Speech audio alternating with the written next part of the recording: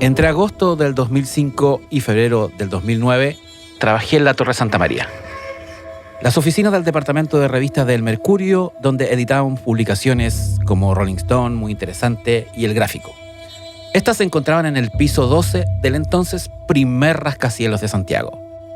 El mismo piso donde se inició el tan célebre como funesto incendio del 21 de marzo de 1981.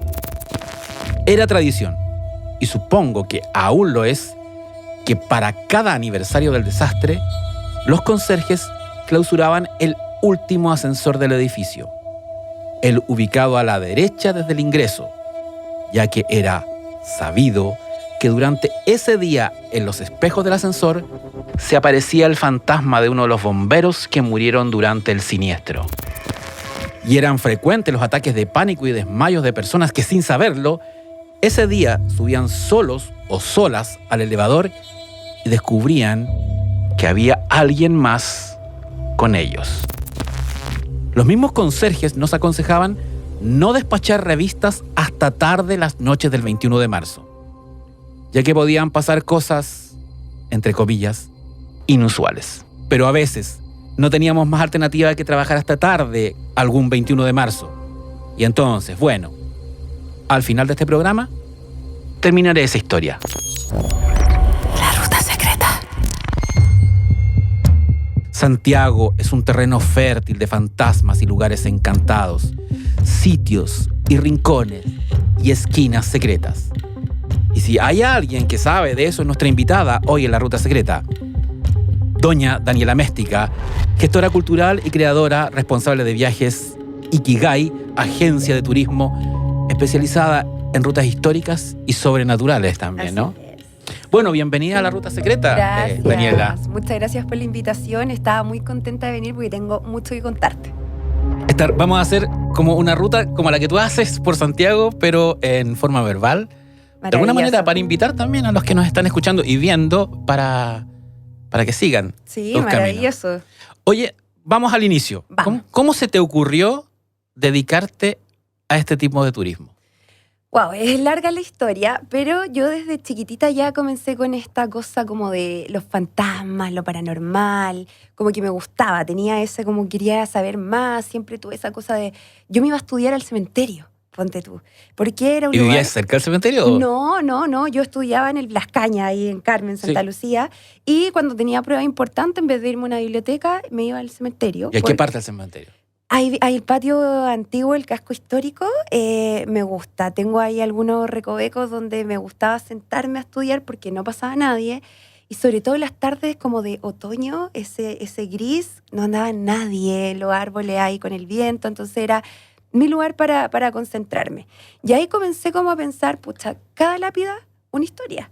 ¿Qué habrá sido en vida? ¿Cómo habrá fallecido? ¿Qué habrá pasado? Y de ahí de a poco ya fui, por cosas de la vida, estudié algo nada que ver, pero siempre tuve ahí el bichito.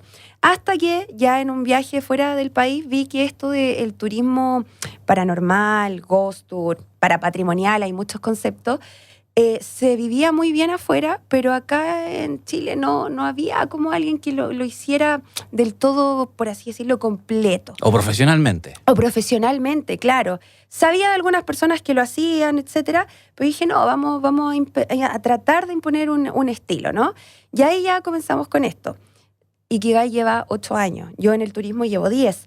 Pero obviamente al principio puros errores, pues sí, uno no nace sabiendo, ¿no? Pero ya conforme fuimos pasando el tiempo, ya esto que era 100% paranormal y que el éxito de la ruta dependía del fantasma, que muchas veces el fantasma no salía claramente, fuimos creando una mixtura entre lo que es arquitectura, la historia propiamente tal, con esto que es el misterio, ¿no?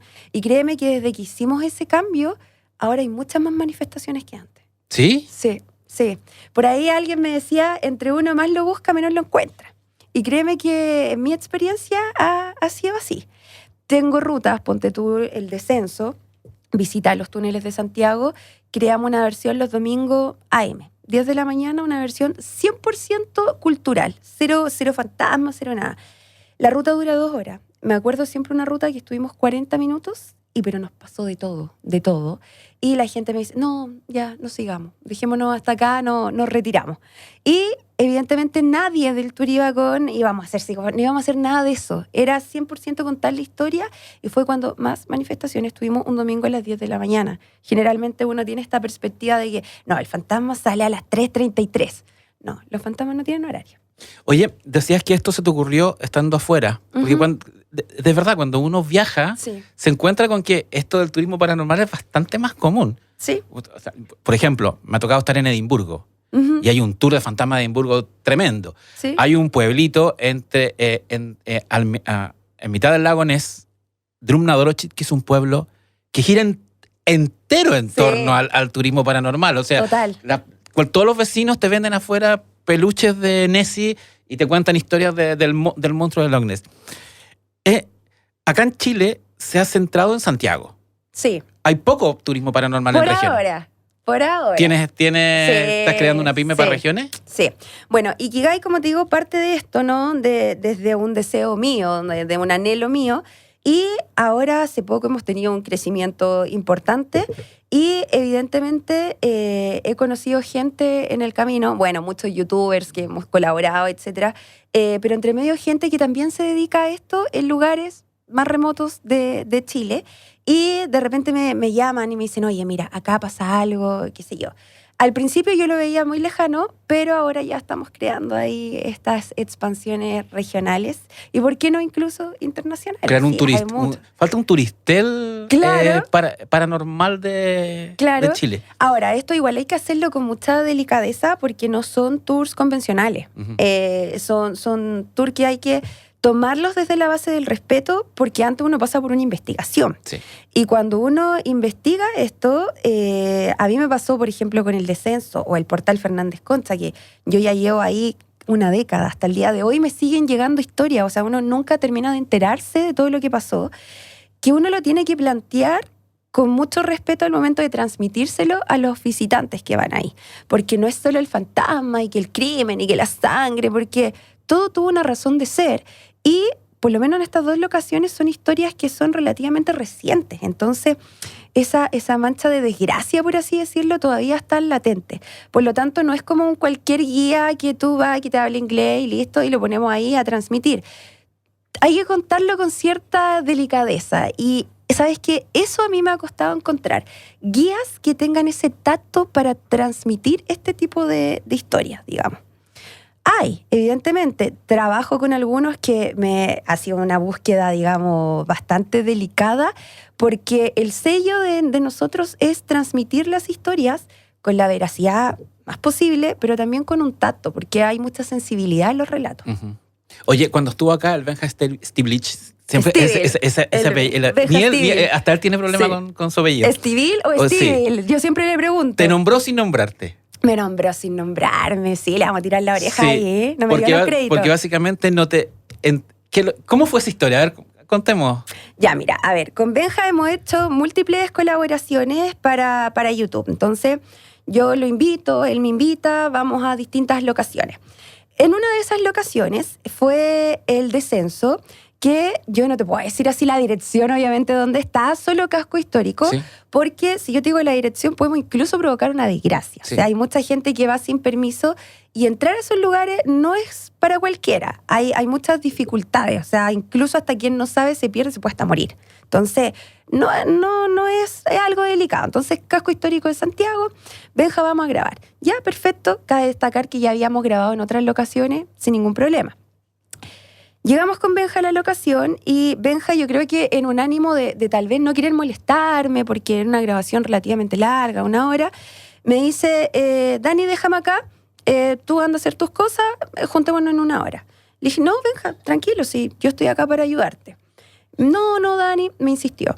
Ya, perfecto, Benja, me voy a ir a almorzar, vuelvo en 1 hora. Pero Benja, tienes que pedir permiso. ¿Cómo permiso? Sí, Benja, nosotros somos visita y esto yo lo hago en todos mis tours. Yo nunca voy a entrar a un tour sin pedir permiso. Como yo te decía, yo soy visita. Yo voy a una casa ajena con mucha gente que quiere ir a conocer ese lugar y por ende hay que pedir permiso. Entonces el Benja me dice, no, pero sí, ¿para qué? ¿Cierto? Y dije, bueno, no sé, yo que tú pedirías permiso para que podáis trabajar tranquilo, ¿cierto? Pero ya, yo regreso en 1 hora. Me fui a almorzar, qué sé yo, pasó la hora. Cuando llego, Benja estaba con una cara de frustrado, ¿cierto? Entonces, revisando la cámara, medio enojado. ¿Qué te pasó? Es que no pude grabar. ¿Y por qué no pudiste grabar?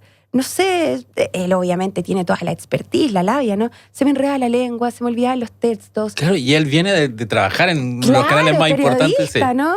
Entonces, se me enredaba, me nublé, la cámara no me funcionaba, el micrófono se ahogaba, ¿cierto?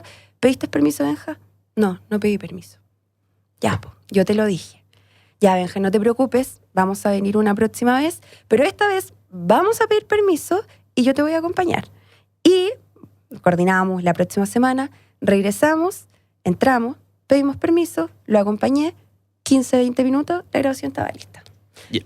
Entonces, eso me demuestra a mí que efectivamente estos rituales de entrar con respeto, de pedir permiso, ¿cierto? Porque básicamente tú vas a trabajar en ese lugar, funcionan. Y hasta el día de hoy no hay ningún tour que yo no haga sin pedir permiso. Y la salida, el después, porque cuando uno se mete a estos lugares, sale con un peso encima, con un tonelaje en la espalda. Y eso es lo complejo. Sobre todo cuando uno genera instancias de comunicación, como por ejemplo una psicofonía. Los tours, dependiendo del recorrido que sea, incluye psicofonía, que son estos métodos como de transcomunicación donde buscamos escuchar cosas, respuestas, ¿no? Yo siempre le digo a las personas que guío, esto es como jugar una ouija sin tablero. O sea, básicamente estamos abriendo un portal de comunicación. Es lo mismo, distintos métodos. Y eso obviamente conlleva riesgos, todo tiene consecuencias. Y ese riesgo es que las personas se me carguen energéticamente porque ellos están disponiendo su energía para hacer esta especie de comunicación, ¿no? Eso, a veces tenemos psicofonías que son tremendas, a veces psicofonías que no nos dicen nada, me han dicho de todo, luego te voy a comentar. Me han dicho hasta de lo que me voy a morir, o sea... pero vamos después. Sí. Y después de eso, yo siempre le digo a la gente, bueno, usted puso su energía, no es llegar y irse todo bien. Hay que hacer rituales de descarga o rituales de limpieza. Cuando yo partí muchos años atrás, decían, no pasa nada, no pasa nada. Incrédula, porque para mí era como ir, guiar, chao. Con los años me di cuenta de que todo se ralentiza cuando tú no te haces descargas. Estás más cansado, te sientes más pesado, las cosas te cuestan el doble, el triple. Esta clásica película, ¿cierto? Que está como esto, el peso en los hombros. Eso es clásico. ¿Qué es lo que se recomienda? Rituales de descarga. ¿Qué tipo de descarga pueden ser? Depende. Depende de las creencias de la persona, depende si profesan alguna religión, pero yo siempre recomiendo una que es transversal, que es muy, muy natural. Hay distintos mecanismos para hacerlo, pero lo que realmente, por lo menos a mí hasta el día de hoy, me funciona es la sal de mar. Mano izquierda, sal de mar, ¿cierto? De los hombros hacia abajo. Ojo, que las descargas jamás se hacen de la cabeza. Y te lo pasas de los hombros hacia abajo, te visualizas próspero, que lo que pasó ahí quedó ahí, y con eso te quedas un ratito en meditación y luego te bañas. Idealmente hacerlo 3 días consecutivos, pero si te alcanza para uno está bien. Pero es importante hacerlo. Hay otros tipos de tips, por ejemplo, amarrarse el pelo, colocarse una ombliguera, ¿cierto? O ponerse un gorrito, acá tenemos un chakra, kundalini, ¿no? Entonces hay pequeños tipos de descarga. Yo, de repente, me toca hacer de los 5 días de la semana, 4 tours a la semana, y obligadamente me tengo que descargar. Ahora yo ya estoy en otros niveles de descarga. Yo, como te digo, tengo mis brujitas de cabecera, por así decirlo. Y llegó un momento que fue Halloween de este año, que fue tremendo. O sea, tuvimos tour en Halloween, creo que llegué como 15 tours. Imagínate, cada tour con psicofonía y todo. ¿En esa semana o 15 días 15 tours en un día? Creo que el tour de Halloween guié como 5 o 6 y en esa semana completamos yo, porque paralelamente los otros guías también estaban haciendo ruta. Y son distintos tipos de lugares, por ende son distintos tipos de carga. O sea, el portal no tiene la misma carga que el descenso. Uh-huh. Cuando vamos a hacer la Quintrala es una carga totalmente distinta y yo lo siento. Por ejemplo, hay lugares que yo salgo con un dolor de cabeza terrible, como hay otros que me duele más la espalda y no la cabeza. Entonces yo como que ya voy conociendo las cargas de los lugares. Y tuve que llegar a descargarme la sal ya, nada, inmune a la sal de mar. Tuve que ir con un sacerdote. Y este sacerdote me ayudó a descargarme. hay cánticos, hay palabras, ¿cierto? Hay tipos de bendiciones. Y luego ya... De hecho, el Padre Nuestro funciona. Sí, el Padre Nuestro funciona, pero yo ya, ¿sabéis que ya era una cosa que yo terminé Halloween? Aparte del cansancio físico, también ya yo estaba como con una nube, como que no quería que nadie me hablara, no tenía ganas ni de comer, porque ya es tanta la carga. ¿Pero tú tienes mascotas animales? Sí. ¿Cómo reaccionan los animales? ¿Qué animales tenés? Tengo 3 gatos. ¿Ya? Tengo tres gatos y no, yo creo que ya mis gatitos están inmunes porque yo llego a la casa y es como que ya no... Al principio como que yo notaba que como que se iban de mí y yo dije, ya no, claro, ellos después se acercaban, dormían todo el rato en mis pies, en mi cabeza, como ayudando a descomprimirme un poco.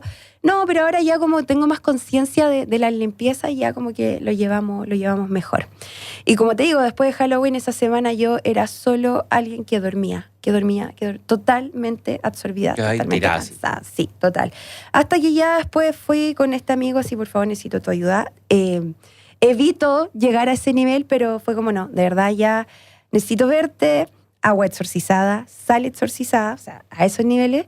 Y de ahí estuve como 3 días como ya en estado más de meditación, ¿no? Y ya volví de nuevo al ruedo. Oye, y cuando haces estos tours y les dices esto a los que van contigo, ¿te aparece algún escéptico que te dice, no, ¿qué vas a estar haciendo?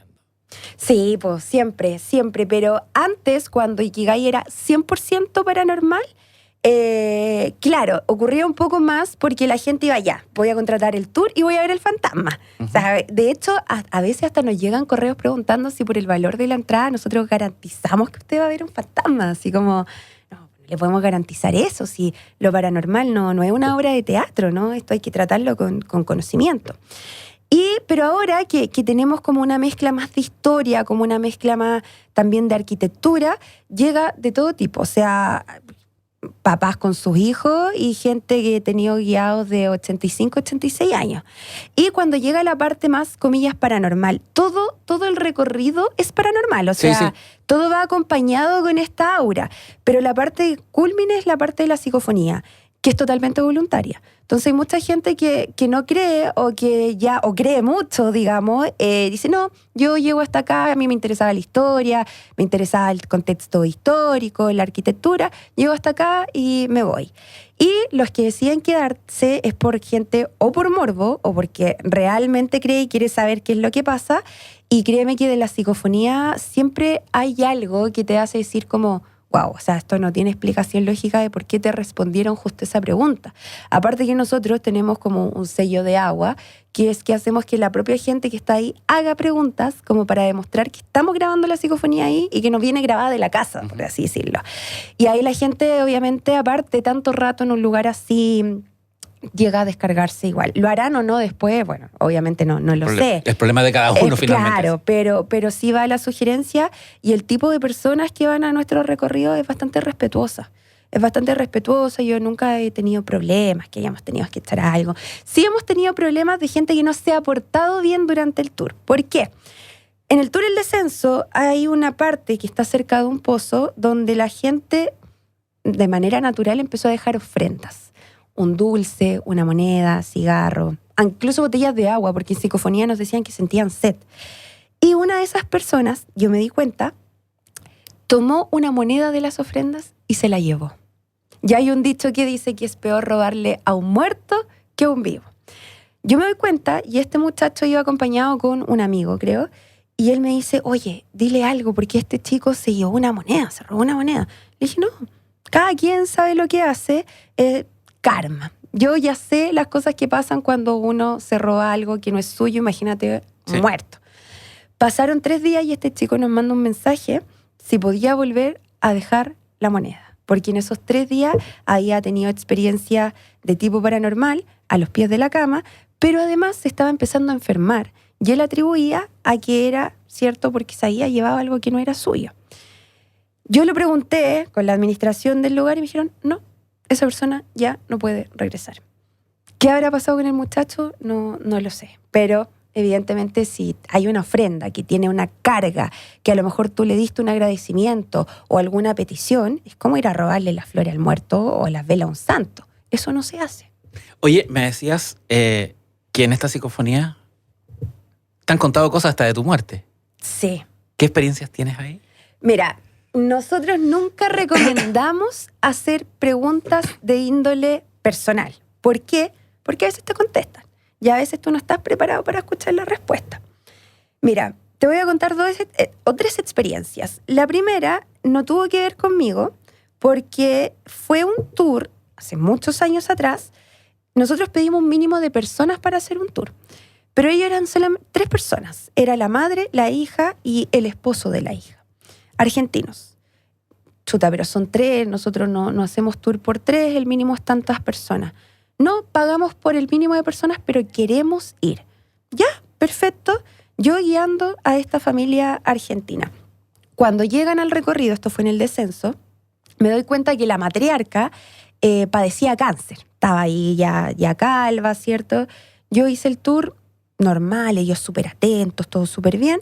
Llega el momento de la psicofonía y yo les digo, ¿quieren sugerir alguna pregunta? Y ella me dice, solo quiero saber en qué fecha me voy a morir. Yo le dije, no, pero no pregunté eso, lo ideal nunca es preguntar cosas. No, o sea, ya me voy a morir igual, pero quiero saber cuándo me voy a morir para estar preparada. Yo dije, ya, ¿quién soy yo para negarle, cierto, esto? Ya, ¿está de acuerdo la familia? Sí, ya, preguntemos. Preguntamos y le respondieron. Yo escuché, pero yo me hice la loca porque no sabía qué sensibilidad podía herir a pesar de que ella me lo estaba pidiendo, pero tuve la precaución. Pero ellos escucharon. La respuesta fue noviembre 3. Era julio. Ya, perfecto, todo bien, muchas gracias por el tour. Se pasó el tiempo y me acuerdo que pasado noviembre, ya casi a finales de noviembre, me llega un correo de la hija. Hola Daniela, ¿qué tal? Somos los argentinos que fuimos para allá. Quería comentarte que mi mamá ya pasó a mejor plano y de alguna forma agradecerte que hayas aceptado hacer esta pregunta porque mi mamá se preparó. Yo no me acordaba, volví, escribí de vuelta, ¿cierto? Y le dije, oye, pero discúlpame la pregunta, si muy imprudente no me respondas. Fue el 3 de noviembre. Y ella me responde, me dijo, no fue el 3 de noviembre, no me acuerdo, ponte tú, fue el 15 de noviembre, pero fue a las 3 de la mañana. O sea, le dijeron la hora, más allá de la fecha. Pero como ella pensó que era el 3 de noviembre, esta chica me contaba que el 2 de noviembre ella hizo una cena con toda la familia, pidió todos los perdones, dio todos los agradecimientos, le dijo a todo el mundo que lo amaba, selló esto pensando que se iba a morir el día siguiente. Pasaron muchos días más, pero falleció a las 3 de la mañana. O sea, efectivamente, si tú estás preparado para escuchar, probablemente te respondan. Una segunda ocasión, tuve la mala ocurrencia de preguntar si había un ser querido fallecido acompañando a uno de los asistentes. Ya escuchamos la psicofonía y dicen Alicia. ¿Alguien conoce a Alicia? No, nadie, nada, no. Pero en ese momento yo me doy cuenta que hay una niña que empieza a sollozar, pasan los segundos y ya explota en llanto. Yo voy con staff, el staff le dice si quiere salir, si la niña salió, seguimos escuchando la psicofonía, la chica se reincorporó y yo le dije, ¿te puedo preguntar por qué tuviste esta reacción? ¿Por qué lloraste? Y me dice, es que Alicia fue mi mamá. Y Alicia falleció hace 2 semanas de un cáncer. Entonces, como que Alicia, su madre, ¿no? Vino como de alguna forma a decirle, porque mi pregunta fue si hay algún ser querido acompañándolo. Entonces yo le dije, bueno, en ese sentido quédate tranquila porque tu mamá te está acompañando. Ahora, hay otra creencia, que también se dice que no necesariamente el que te contesta es tu ser querido fallecido, ¿no? Puede pasar alguien por ahí que se hace pasar por. Pero quise tomarlo por el lado de que la estaba acompañando. Y a mí una vez, sin querer, yo nunca lo preguntamos, no recuerdo la pregunta específica, pero era como algún mensaje premonitorio. Y dijeron, atropello, auto rojo. Ya, pasaron un par de preguntas más y luego me dicen, Daniela, cuidado. Entonces, después estábamos ahí con una medium y esta medium me dice, ese mensaje es para ti, Daniela, atropello, auto rojo. Entonces dije, chuta, me están diciendo que me va a atropellar un auto rojo, que me voy a morir, ¿cierto? Fue años atrás, nunca me ha pasado nada, pero honestamente cuando cruzo la calle igual todavía me fijo en el auto rojo. Y te ponía atención al auto rojo. Claro, sí. Oye, ya, psicofonías, ruidos extraños. ¿Han visto cosas?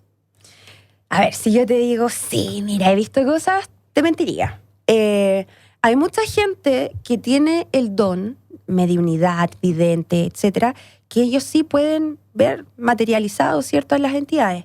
Yo no. Cuando yo partí con esto, yo sentía todo.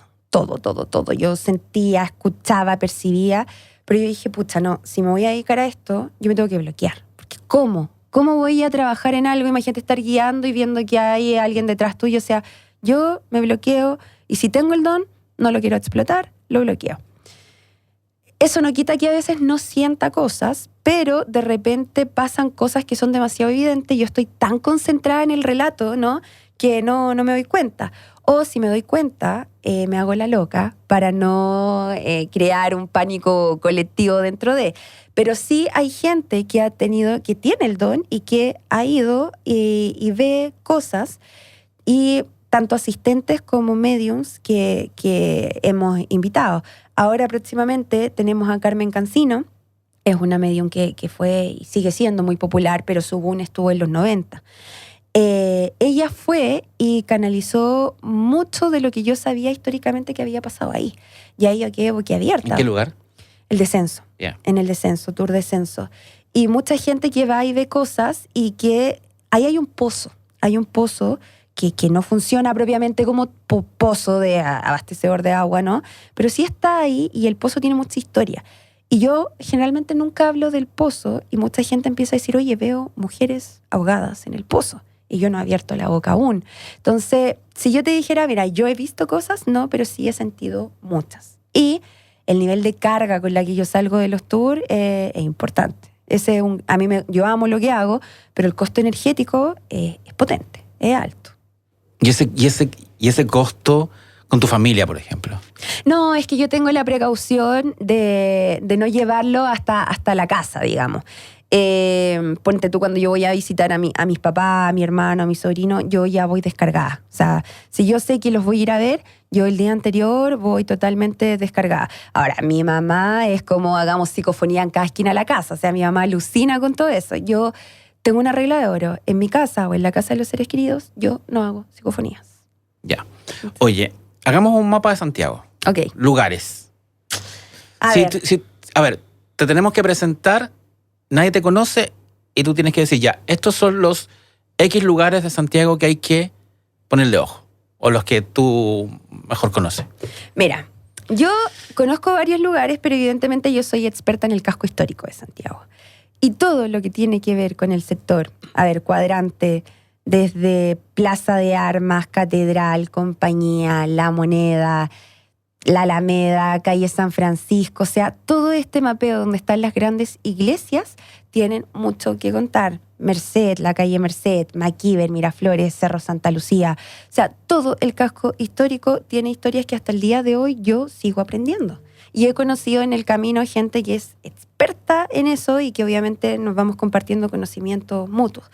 Casco histórico, sobre todo Plaza de Armas, tiene demasiado que contar. Tanto subterráneo, superficie y en las alturas. O sea, hay mucho que contar. Portal Fernández Concha. A ver, dale. ¿Qué te digo? El edificio que se dice que es el más paranormal, algunos dicen de Chile, pero yo me atrevería a decir por lo menos de Santiago. Es un edificio que tiene 8 pisos, vive demasiada gente ahí, data desde el incendio del Sierra Bella, luego se construye el Portal Fernández Concha. Y si yo tuviera que decirte cuál es la energía predominante de ese lugar, hay varias. Pero hay una escalera que es muy parecida a la del Titanic, estilo caracol, que ha sido escenario de muchas personas que eligen ese lugar para quitarse la vida. Entonces, cada vez que yo voy al Portal Fernández Concha, también se conoce como el edificio de los suicidas. ¿Y te dejan entrar? Sí, pues. ¿Ya te conocen? Sí, no, y me dicen la fantasmina, de hecho me tienen sobrenombre, todo, conozco a los vecinos. Y hay ciertos pisos que son más malditos que otros. Malditos por los vivos y otros malditos por los muertos. El Portal Fernández Concha es un edificio que está declarado un edificio ingobernable. Sí. Tiene historia. Son más peligrosos los vivos que viven ahí que los muertos. De hecho, yo con esa frase termino el tour. Hay que tenerle más miedo a los vivos que a los muertos. Pero efectivamente, ponte tú, el piso 2 es un lugar que yo te podría decir que hay mucho conflicto con vivos. Piso 5, conflicto con gente que ya no está en este plano. Duendes, suicidas, asesinatos, niños que quedan vagando, niños que incluso lo han visto con vestimentas de la época de la colonia, subterráneo. El subterráneo, que es donde nosotros hacemos los tours, ahí el paso a lo que era un túnel jesuita. Hoy día ahí está la sala de basura, no se puede pasar, pero yo alcancé a conocerlo.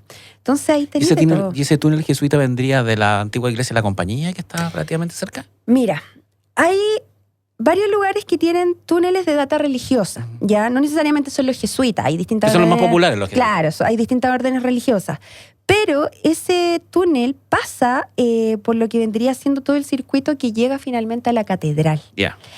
¿De Que está en dónde? diagonal. Claro, estamos nada, Sí. a un par de metros. Ahora, bueno, con Salfate, ¿no? Fuimos a hacer una nota hace un tiempo atrás, unos túneles jesuitas, que yo en algún momento me los pasaron para hacer tour, pero yo misma dije, no, esto es demasiado arriesgado porque no son túneles para cualquiera, son bastante estrechos, tú a veces no estás 100% de pie, tienes que estar encorvado, etcétera. Son sumamente estrechos, o sea, imagínate, yo voy en filita india y al que va en el puesto número 8 le dio un ataque de pánico, ¿cómo lo saco? O sea, imposible. Pero, según me cuentan los trabajadores de ahí, antiguamente esos túneles tenían una curva. Efectivamente, cuando tú llegas a la curva, de partida ya tenés que llegar agachado y está tapiado, está cerrado. Y yo pregunté, oye, pero ¿por qué lo cerraron? Y trabajador antiquísimo de ahí me decía que era porque se escuchaban las misas desde la catedral y los trabajadores no podían trabajar porque el ruido era demasiado, entonces ¡pum! Se hace ahí, se levanta la muralla. Con esos fines y otros fines, para que amigos de lo ajeno evidentemente no le hagan mal uso, para que gente que va a explorar sin conocimiento no se quede atrapado. Entonces, esos túneles existen, muchos están tapiados al día de hoy y algunos que están de libre acceso están utilizados como bodegas. Esos son finalmente el término de estos pasadizos, que son de data religiosa, pero hay otros que tienen que ver con la red de alcantarillados de Santiago también. Sí, hay uno, de hecho, que uno lo puede ver, que está en los estacionamientos del Mall del Centro. Sí, bueno, Benja, Sí. Benja también hizo efectivamente un video de eso. Efectivamente, tienen que ver con la red de alcantarillados, con índole religiosa. Entonces, por ejemplo, el portal Fernández Concha, pasaje Mate, tenemos túneles que fueron de índole religioso. Después se utilizaron para otras cosas, evidentemente. Pero ese es el gran origen. Entonces, contestando a tu pregunta, casco histórico de Santiago, que hoy día está súper destruido, ¿no? Ya la gente no quiere ir a Santiago Centro, pero wow, ahí hay mucho que contar, desde la Quintrala hasta los túneles. ¿Y el tour de la Quintrala dónde lo haces? Mira, el tour de la Quintrala, más allá de un tour en sí mismo, porque nos vamos explorando lugares, hablamos de ella en una mesa redonda, ¿no? Y hacemos una tertulia de la Quintrala. Ya. Allá va una guía especialista en la Quintrala. Vamos a un restaurante emblemático, abandonado de Santiago, que tiene relación con ella, y sentamos a las personas y comenzamos a hablar de la Quintrala. El restaurante que está al frente de la iglesia de los Agustinos. No te puedo Sí. decir, no te puedo decir, pero cerca. Bueno, ese restaurante también muy emblemático. No es ese. ¿Por qué? Para pandemia ese restaurante murió. Tienes toda la razón. Bueno, Que es subterráneo ese. la oficina de Ikigai está en el edificio de la Quintrala. Que se llama así, ¿no? Sí, se llama edificio de la Quintrala. Yo busqué que fuera ese edificio, o sea, que más emblemático que ese lugar. Y obviamente yo ahí intrusa quise meterme, pero al día de hoy está cerrado. Y pasar por ahí hay que pasar por una serie, están las salas de basura, entonces está complicado el acceso. Pero cuando está habilitado, wow, yo alcancé a hacer tours ahí. Había una muralla que se decía que era original de la época y que cada cierto tiempo la muralla botaba sangre. Y yo hablaba con el administrador de la época, ¿no? Y él me decía que había traído sacerdote hasta que trajo un pastor evangélico que por fin pudo calmar la muralla. Tú ibas allá y veías la mancha efectivamente de la muralla. También me contaban, ponte tú, que tenían la costumbre de que cuando ya se cerró el servicio y ya nos tenemos que ir todos para la casa, el último que cerraba el restaurante decía para adentro como, chao Quintrala, nos vemos mañana. Se despedían de ella. O cuando llegaban, el primero que abrían, la saludaban, porque todavía hay un pilar original de las caballerizas de la Quintrala en ese edificio. Eso sí se puede ver, Ya. eso sí se puede ver. Pero el restaurante propiamente tal está cerrado. Y en la tertulia vamos con un vinito, vamos con un picoteo, ¿no? Y ahí vamos hablando acerca de la Quintrala. Hay mucha gente que no sabe ciertas cosas de la Quintrala y hay mucha gente que sabe mucho y que también hay una retroalimentación. Entonces también es una instancia para gente que comparte un gusto en particular, se conozcan entre ellos. Pues esa es la idea también. Que es un personaje muy popular. Digamos, es la mujer más popular de la colonia. Exactamente. Y el fantasma más recurrido en sesiones de Ouija y esas cosas. O el que más aparece. O sea, claro, imagínate, todavía al día de hoy seguimos hablando de ella y el legado va a seguir de los siglos de los siglos. Entonces, efectivamente, al parecer se cumplió el cometido que ella quería. Fíjate que yo tengo un conocido que su papá, en los años 60, en los Andes, hizo espiritismo para tratar con unos grupos de amigos para contactar a la mamá, a la abuela de uno de sus amigos. Y según lo que yo conozco la versión de mi amigo, ¿no? A su papá se le apareció la Quintrala. Materializada, digamos. Él la veía.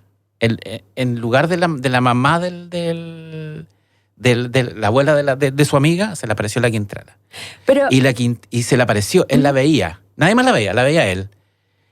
Y le hablaba.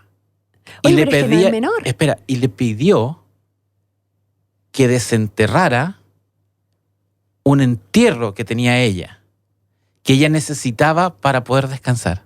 Y este señor, que se murió en los años 90, se obsesionó con encontrar el entierro perdido de la Quintrala.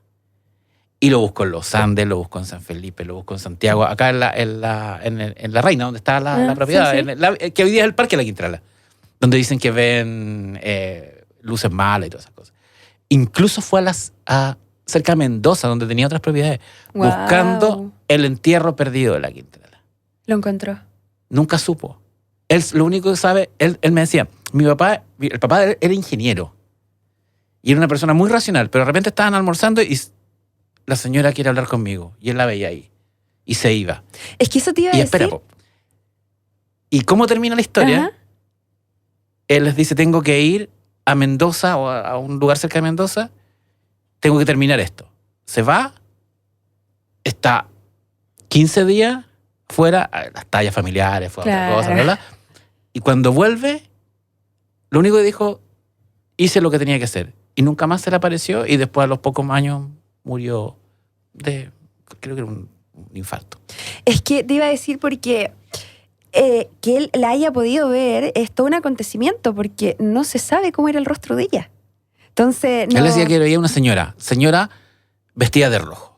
Claro, porque uno tiene la clásica imagen, no sé, De la Raquel Argandoña. Claro, cierto, de ella. Hay una foto en internet que es como un retrato como de cómo podría haber sido. Entonces, si tú me dices que él la veía, es como, a lo mejor le vio hasta el rostro, o sea, no se sabe. Según yo sé la versión por este Claro. conocido, era una señora vestida de rojo. Pero fíjate que cuando yo trabajé de asesor histórico en el reality 1810 del 13, me tocaba conversar con Raquel Argandoña. Y Raquel Argandoña me contó que ella, para encarnar a la Quintrala, fue una bruja a pedirle permiso a la Quintrala. Ah, Con ya. Malú Gatica. Mira. Porque Malú Gatica le dijo, tú este personaje tienes que pedirle permiso. Y fueron a Puerto Montt, a una bruja en Puerto Montt, y allá le pidieron permiso. Y solo ahí ella aceptó encarnar a la Quintrala. No sé si es una historia real, o es parte del mito, o me estás engrupiendo, pero me parece que es bien significativo. Claro, bueno, y ahí volvemos a lo que yo te digo, sí, siempre hay que pedir permiso, siempre, siempre. Y los tours que yo no he pedido permiso, efectivamente, hemos tenido, me acuerdo de uno que tuvimos una manifestación física violenta. Eso te iba a preguntar. Sí, física violenta. Las manifestaciones más violentas las he tenido en 2 lugares, Portal Fernández Concha y El Descenso. Pero, a ver, yo siempre tiro una talla que es como, mientras yo no salga corriendo, está todo bien. Esa vez estuve a punto de salir corriendo. Estábamos, yo llegué, pasé, ni me acordé que no había pedido permiso, ¿no? Y estábamos en una prueba de percepción, ¿no? De apagamos las luces, invito a la gente que abra las manos, ¿no? Y en eso alguien me dice, por favor, prende la luz porque me tocaron la espalda. Yo, porfiada, no prendí la luz. Y en eso hay una parte que hay una rumba como de latas de bebida, de bandejas de bebida del año La Cocoa, ¿no? Y eso se viene abajo y esta persona, como yo no hice caso, sacó su propia linterna para iluminarse y esta persona se le vuela la linterna de la mano. Así sola. Sola, se voló y yo me acuerdo que andaba con una especie de cuarzo como de talismán, el cuarzo se le estalló y una esquirla, por así decirlo, de este cuarcito le cayó a la persona que estaba enfrente, ¿no? Y le hizo un pequeño rasguño. La gente, imagínate al ver esa imagen, casi un poltergeist ahí en vivo, ¿no? Salió corriendo, yo tuve que mantener la calma porque si tú salís corriendo por ahí, te me caía el pozo, te morí. Entonces fue como, no, ya tranquilicémonos, pidamos permiso, volvamos, no, está loca, nos vamos. Y ahí yo dije, no, ya, yo tengo que pedir permiso. Y en el portal Fernández Concha estábamos muchos años atrás, alrededor de un pozo, que también hay un pozo, y desde el pozo, la señora Lili, que le mando un besito, que ella es mi mayor abastecedora de historias del portal Fernández Concha, ella dice que el agua canta en el pozo, ¿no? Que, claro, es un ruido blanco, o sea, tú lográis percibir ciertas cosas. Y en ese, estábamos también al lado del pozo, en una pequeña prueba de percepción, alguien dice, escucha un murmullo del agua que dice, váyanse. O sea, ya no somos bienvenidos. Yo no, a mí siempre en psicofonía nos echan, sigamos acá. Yo a veces no hago caso, debería hacer caso masivo, ¿no? De repente de una parte del pozo salta un chorro de agua y ese chorro de agua fue tan violento que rebotó en una muralla y le llegó a una persona. Y esa persona empezó a gritar y todo, ya, no, tenemos que irnos. Entonces, cuando ya te piden que te tienes que ir, hay que hacer caso. No hay que ser como yo, aguantar hasta el final. Y sin ir más lejos, con Salfate. Entonces, hay una nota, eso está grabado. Año pasado, nota de Halloween. Vamos al portal Fernández Concha. Salfate me dice, vengo limpiecito, me dice. Vengo así, recién limpio, me hizo una descarga. Yo le dije, pucha, Salfa, mala idea. ¿Por qué? Yo siempre doy este ejemplo. Nosotros somos como la ampolletita que está ahí prendida y se le acercan todos los zancudos, todas las polillitas, ¿cierto? Esa atracción. Cuando tú vienes recién descargado, eres la ampolleta que más brilla. Entonces le dije, pucha, Salfa, ya, comida fresca, ¿no? Sí, pero no me digáis eso, qué sé yo. Los chicos, los cámaras estaban ya empezando a filmar, ¿no? Estamos preparando todo. Con Salfa nos vamos al interior de la sala de eventos del portal Fernández Concha, que es el punto caliente, ahí donde más manifestaciones hay. Y de repente, es que, te juro, yo hasta el día de hoy estoy buscando de dónde, porque está intacto, se desprendió, es que ni siquiera una piedra, era un pedazo de muralla que cayó a centímetros de Salfate. Salfate se corrió, me miró y yo le dije, pucha, te dije, pues, o sea, tú eres carne fresca, ¿no? Pide permiso, Salfa. Tú llegaste y entraste. Bueno, hicimos todo un ritual, qué sé yo, y Salfa después me dijo, no, quiero salir. Después con él hemos hecho muchos recorridos más y siempre el lugar donde Salfa sale más mal es el portal Fernández Concha. Si tú me preguntas a mí, el lugar que más me chupa energía es el descenso. Yo lo llevo mejor, pero es dentro de mis locaciones el lugar que yo termino más como... Es como un lugar vampírico. Sí, tal cual. ¿Y qué otros lugares? Ya hablamos del descenso, el portal Fernández Concha, el Tour de la Quintrala. ¿Qué otros lugares? Mira, tenemos lugares que no necesariamente son paranormales, pero que sí son bastante culturales y patrimoniales y que no tienen una particularidad, que no son muy populares. Por ejemplo, Palacio Hindustán. Yeah. ¿Habías escuchado el Palacio Hindustán? Por tus redes. Justamente, por eso. El Palacio Hindustán es una joya arquitectónica, es el único palacio de referencia de la India que hay en Chile. La familia Nanduani. La familia Nanduani tiene muchos palacios. Ellos hicieron un aporte cultural de todo lo que es la India acá en Chile. Tienen una historia bastante bonita. Fueron los primeros colonos en llegar de la India a Punta Arenas. Y ellos compraron una casa, está ya cayendo, se está yendo a remate, y la levantan con este concepto de Palacio Hindustán. Está en un rincón perdido de Avenida España. Al final de Avenida España está este lugar. Es un palacio que es, o sea, el sinónimo más puro de opulencia, abundancia. Y nosotros hacemos recorridos ahí.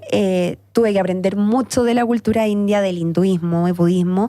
Y lo bonito es que tienen un piso, que es el tercero, que es el más sagrado de la familia, que es donde están las capillas religiosas. Hay 4.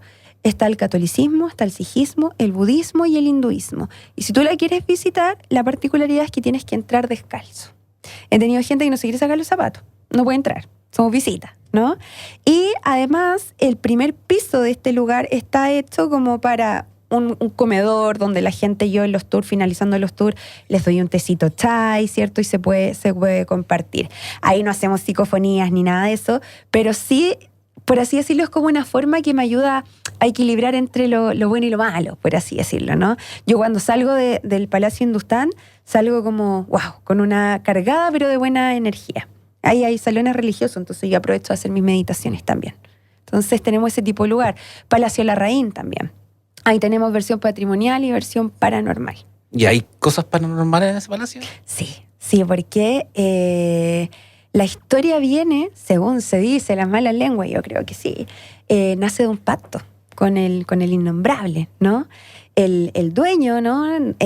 Hace un pacto y con todas las ganancias que le da este pacto, él compra este palacio en Francia, se compra por catálogo, es traído en barco y se instala ahí en Moneda con Cienfuegos. Se levanta, hay cariátides, hay gárgolas, hay todo un simbolismo para de alguna forma custodiar el palacio. Y se dice que hasta el día de hoy los dueños siguen cuidando su palacio. Pues ahí está José Antonio, gran amigo mío, que él con recursos propios, digamos, ha levantado el palacio y ahí también hacemos recorrido. Son 88 habitaciones, imagínate lo que es eso. Uf. Sí, tremendo. Y tenemos la versión de día y versión de noche, digamos. Y obviamente hacemos psicofonía. Y la parte más extrañamente cargada de ese lugar es la cocina. Bueno, no sé si tan extraño, porque ahí estaba la gente de servicio y habían particularmente 2 hermanas del servicio que eran brujas. Y se dice que practicaban aborto. Entonces ahí no te quiero spoilear del tour, pero hay todo un tema. Oye, y antes me contaba, de hecho no sé si lo podemos contar, que está ahí en un nuevo proyecto, y en ese nuevo proyecto, en un edificio patrimonial súper importante en el centro de Santiago, hay túneles debajo. Sí. Y se abre nuevamente algo que se ha repetido en muchos programas de la Ruta Secreta, mira, los túneles de Santiago. Sí, voy a omitir el nombre lugar, sí. de la locación, pero sí te voy a contar Digamos que es muy importante, muy imponente, y que casi prácticamente todo el mundo lo ha visto. Sí, todo el mundo que ha pasado alguna vez por la Alameda Santiago Centro lo ha visto. Tal vez no saben lo que es, pero de que lo ha visto, lo ha visto, porque es una cuadra completa. Estamos en un nuevo proyecto donde es una colaboración para poder impulsar el patrimonio que hay allá adentro. Ahora, este patrimonio es un patrimonio oculto porque estaba direccionado para ciertas personas, o sea, no era abierto a público. Ahora, a poquito yo voy a tratar de que eso vaya abriendo un poquito más las puertas, ¿no? Y que yo particularmente no lo conocía hasta hace la semana pasada. Y yo estoy acostumbrada a ver palacios, a ver esas cosas, pero esto es otro nivel. O sea, yo cuando entré dije, ¿por qué esto no lo conoce más gente? ¿No? O sea, esto es un sacrilegio que esté tan oculto, porque la cultura es para la gente. O sea, ¿qué sacamos con tener lugares maravillosos si no se conocen? Si no te cuentan la historia. Y estoy en eso. Es un lugar sumamente grande que tiene, creo, 5 o 4 subterráneos, y al parecer en el último hay túneles. Hay túneles que me voy a encargar, obviamente, de explorarlo. Hay historias paranormales que los trabajadores te cuentan. Tiene relación con una escalera, y lo que te puedo decir es que este lugar tiene 7 ascensores que tienen más de 100 años, patrimonio, y que son Otis, y todavía tienen ascensorista. Entonces yo cuando me subí, no es ascensorista porque te aprieta el botón, ¿no? Está esta palanquita, no sé cómo se llama, que te suben, va él, la rejita, ¿cierto? Mármol, en lo básico, o sea, mármol por todas partes, bronce, fierro forjado, muebles traídos desde Francia, donaciones de la reina de España a ese lugar. Entonces, de a poquito ya lo vamos a ir gestionando. Y esos túneles, precisamente de ese lugar, ¿llevan acaso al que quizás es el edificio más importante de Chile? Yo creo que sí. O sea, a ver, no he ido todavía propiamente tal, me he dedicado a conocer superficie, pero cuando yo pregunté por los túneles, esta clásica como incomodidad, pero si en Santiago Centro se sabe que hay túneles. Ya, pero aquí, ¿hay túneles? Sí, sí, pero no. Cuando obviamente ya me dicen que hay, yo pregunto para dónde van, nunca te lo van a decir, obviamente, pero queda por parte de mi exploración y evidentemente los túneles son lo mío, así que vamos a tratar de hacer un recorrido ahí. A propósito de ese lugar tan importante, del edificio más importante de Chile, ¿es verdad que hay un túnel, o qué sabes tú? Es verdad, uno no puede decir es verdad en estos temas. Desde ese lugar hasta el edificio donde vivía un mandatario. Sí, pero este edificio no es el mismo que estábamos hablando así. Es otro. Claro. Es otro que está Casco Histórico, Plaza de Armas. Yo hice muchos años ahí. Nombremos quién vivía ahí. Sí, no, Alessandri, sí. Vivía ahí por Tal Bulne, digamos. Sí. De hecho, fuera del edificio hay una placa. Ese edificio que se parece a Ciudad Gótica por detrás, que tiene el puente arriba. Sí, bueno, el pasaje Phillips, ese puente está cerrado, ¿no? Ese puente elevado. Tengo entendido que es parte de la terraza de un particular. Yeah. Entonces, está lleno de plantas y todo, pero claro, esta clásica imagen, ¿no? Bueno, yo hice muchos años atrás tours ahí abajo, porque es un subterráneo, y ahí estaba el estacionamiento de Alessandri, y efectivamente él tenía un túnel. Y este túnel te llevaba hasta lo que es La Moneda, y se dice que él lo utilizaba a veces se iba caminando por superficie, a veces se iba bajo tierra, pero estaba pensado si por alguna vez ese motivo había un atentado, una emboscada, lo que fuera, él tenía este pasadizo para poder llegar a su casa, digamos. Estaba su estacionamiento, al día de hoy eso es una muralla. O sea, está una muralla, hay un pequeño espacio entre la muralla y el techo donde si tú te inclinas se ve, pero está utilizado como bodegas. Y finalmente ese es el destino de estos espacios. Pero sí, eso se sabe. Y si tú lo googleas o lo buscas, ¿cierto? Está el famoso túnel que lleva hacia La Moneda. Ya. Ahora te quiero llevar para ir cerrando. Ya llevamos más de una hora hablando. Podríamos haber hablado 3 horas. Hay lugares en Santiago, incluso fuera del casco histórico, que a ti te gustaría explorar. Sí, totalmente. ¿Cómo cuáles? A ver, nómbrame 3 por último. No, totalmente. Mira, sin ir más lejos, ayer estuve en el Cajón del Maipo con parte de mi equipo. Está el clásico, el Tinoco, el túnel Tinoco, Lo Valdés, ¿cierto? El hospital. El hospital, ¿cierto? Pero hay muchas más historias desconocidas. Entonces, más allá de lo popular, a mí me gusta irme como a la entraña, así como que no se sabe, lo desconocido. Séptima región es un lugar que estamos mirando. Novena región también es un lugar que estamos mirando. No te quiero contar mucho de lugares específicos, pero sí la noticia es que ya el próximo año lo más probable es que tengamos locaciones interregionales, por lo menos. Oye, Dani, un gusto haber conversado contigo, haber hecho este tour sobrenatural sobre Santiago. Y si alguien se interesa en tomar uno de tus tours, ¿cómo pueden contactarte? Tenemos todas las redes sociales, TikTok, Instagram, WhatsApp, Facebook, Viajes Ikigai, con K. Ikigai, ¿cierto? En Instagram. Es súper popular ese Instagram, tiene como 30.000 seguidores. Sí, creo que vamos los 47.000 por ahí. Viajes Ikigai o la página viajesikigai.cl, ahí está el publicado del calendario, tú pinchas la fecha que quieres ir, están las rutas disponibles, por ahí compras. Así que está todas las redes sociales, Viajes Ikigai. Ya pues. A ver si alguien se quiere ir a estos viajes. Que sí. Y bueno, llegó el momento de terminar la historia prólogo de este capítulo. La verdad, en muy pocas ocasiones nos tocó trabajar hasta tarde los 21 de marzo. No más de 2 o 3 veces. Nunca vimos nada, ni se nos apareció el fantasma del bombero. Sin embargo, sabíamos que no estábamos solos. Se oían pasos en el sector desocupado de la oficina, además de sillas y objetos que se movían solos o caían inexplicablemente. Había alguien que quería que supiera que estaba ahí. Recuerdo una ocasión en que fuimos a la cocinilla de la oficina después de oír un golpe muy fuerte. ¡Pah! No había nada, pero todas las puertas de los anaqueles estaban abiertas.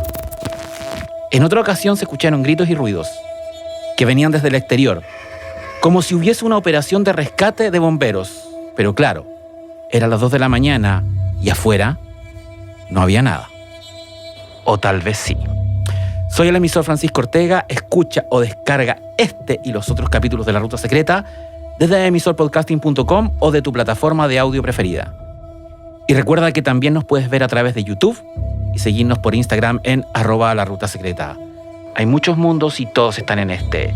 Descansen, viajeros de lo imposible, donde sea que estén.